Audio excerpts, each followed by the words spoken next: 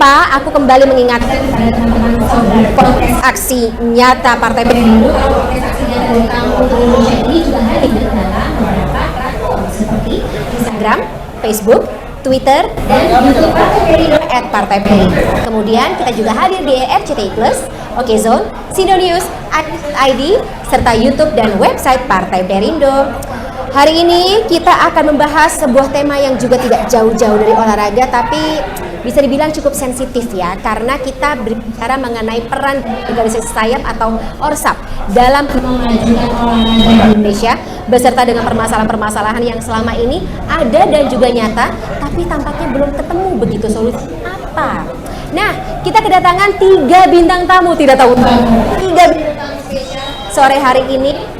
Ada bidang OKK DPP Pemuda Perindo. Selamat sore Mbak. Oke, kemudian juga ada Mbak Hilda Zahra dan juga Mbak Cila Sumarna selaku anggota bidang olahraga DPP Pemuda Perindo. Selamat sore. Selamat sore semuanya. Salam sejahtera. Siapa dulu nih? Kalau saya sih sebagai sesama perempuan pengennya sih ladies first ya. Gak apa-apa kali ladies first aja ya kalau gitu ya. Oke. Hari ini saya abuse of power. Oke, saya ke Mbak Cila terlebih dahulu nih dari yang paling kiri kalau gitu. Menurut Mbak Cila, pandangan Mbak Cila terkait dengan organisasi sayap begitu terhadap kemajuan olahraga di Indonesia saat ini tuh seperti apa sih?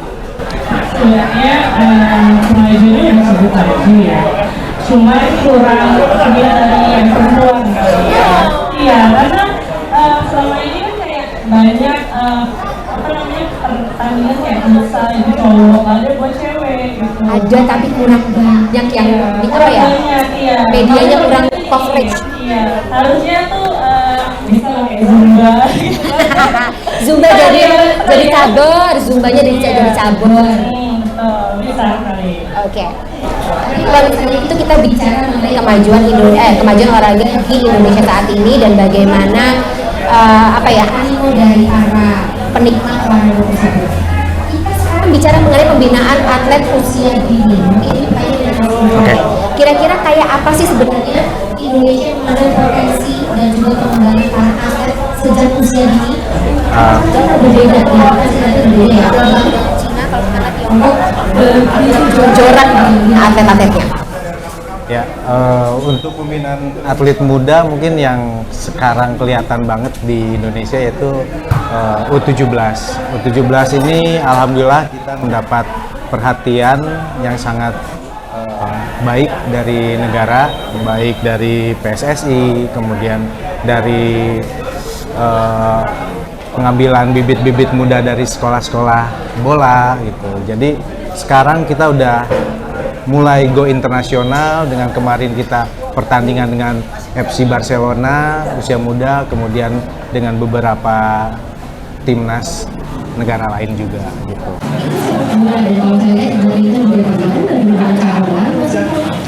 Mungkin selain sepak bola juga ada badminton.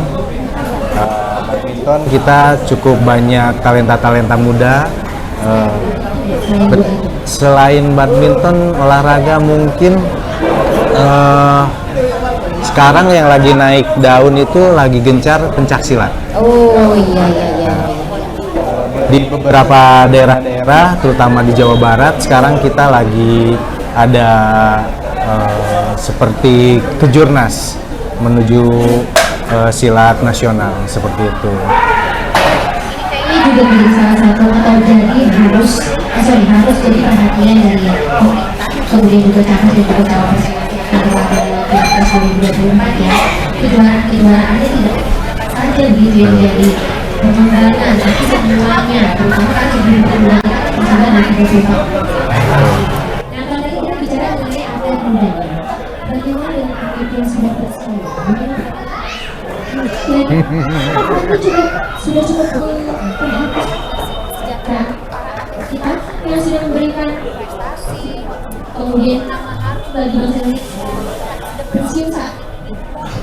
Kalau yang aku baca-baca berita yang muda-muda sih, yang membawa pulang kayak kemenangan-kemenangan, medali emas gitu, kayaknya kurang ini ya, kehidupannya kayak kurang apa sih, sustain gitu ya, maksudnya kayak medali.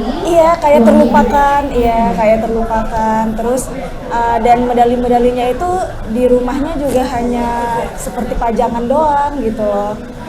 Ya sangat disayangkan sih, semoga yang kayak gitu jangan, maksudnya walaupun mereka sudah pensiun harus tetap diperhatikan, entah mungkin mereka sudah tidak bisa lagi ikut perlombaan tapi kan bisa jadi juri atau jadi apa gitu. Jadi ada apa ya, Tetap prestasi dia atau katakanlah dari jalur dia sebagai atlet pasti bisa dialokasikan kepada pendidikan di sektor lain, misalnya jadi pelatih, jadi juri atau mungkin jadi sesuatu mimpi dia yang lain apa gitu ya. Iya. Nah, kita balik lagi mungkin ke pengembangan atlet usia dini. Kalau tadi kita bicara mengenai apa ya, perhatian dari pemerintah seperti itu, bagaimana dengan sisi pendidikannya gitu atau beasiswa? Mungkin Mbak Cila ada cerita gitu terkait dengan beasiswa terhadap atlet berprestasi atau student athlete gitu.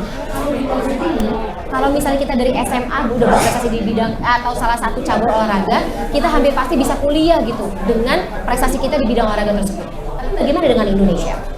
Indonesia ada juga yang kayak gitu Kak. Ada juga beberapa teman aku asli dia emang dapil untuk sebagai timnas gitu. Bulu tangkis. Dan untuk sekarang kayaknya oke ya, dan banyak juga perhatian dari pemerintah gitu kan. Mungkin masukan untuk pemerintah aja, masukan untuk pemerintah aja, karena sebenarnya banyak banget talenta yang bisa dikembangkan dari anak-anak mungkin pelosok daerah gitu. Itu yang perlu perhatian kita gitu, biar jangan dari ada nih, kita juga bisa ambil atlet-atlet dari desa atau dari perkampungan, dari pedalaman gitu. Sebenarnya banyak juga yang suka dan antusias dengan olahraga gitu ya. Oke, jadi kita atau pemerintah ini lebih banyak jemput bola begitu ya ke daerah-daerah ya Mbak Cila. Oke, kalau perspektif Mbak Hilda atau pandangan Mbak Hilda gimana? Masih sama pertanyaannya. Tentang apa tadi?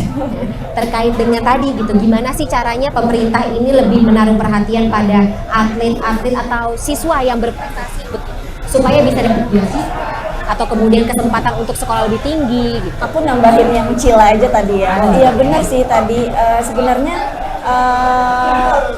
kita tuh orang-orang Indonesia tuh banyak yang berpotensi besar, tapi kebanyakan tuh wadahnya hanya di kota-kota besar gitu loh. Kalau misalnya di pedalaman-pedalaman, desa-desa itu tuh banyak yang berpotensi tapi mungkin nggak ketahuan gitu loh, entah karena mungkin terlalu pelosok atau mungkin pemerintah setempatnya mungkin kurang ada pergerakan, jadi kita nggak tahu. Tapi iya, kalau kayak contoh hal kecil kayak film Laskar Pelangi kan, mereka kan dari pedalaman banget tapi bisa sukses kan gitu loh.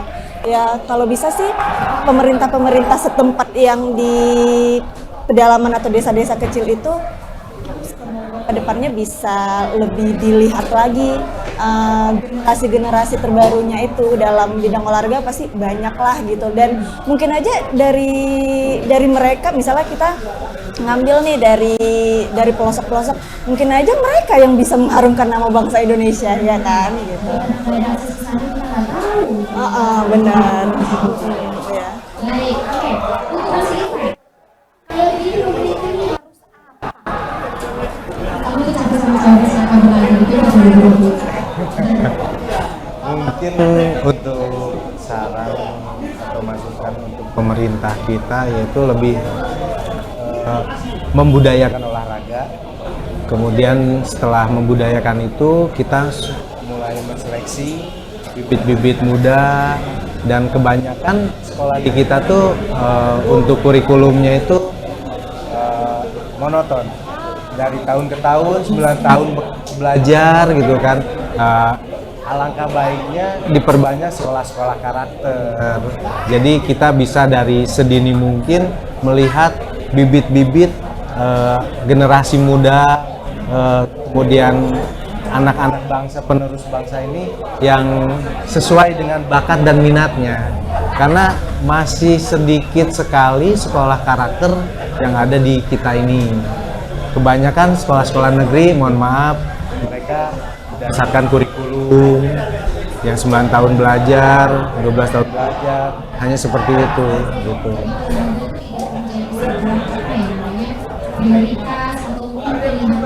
Betul, ya. Betul.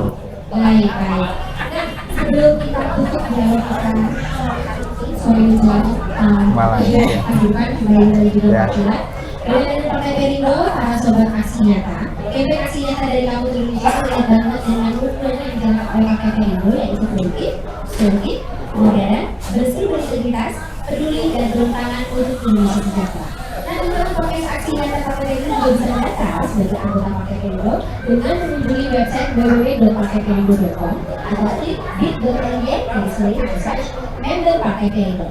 Jangan lupa download aplikasi Partai Perindo di App Store dan Play Store atau scan barcode di layar YouTube.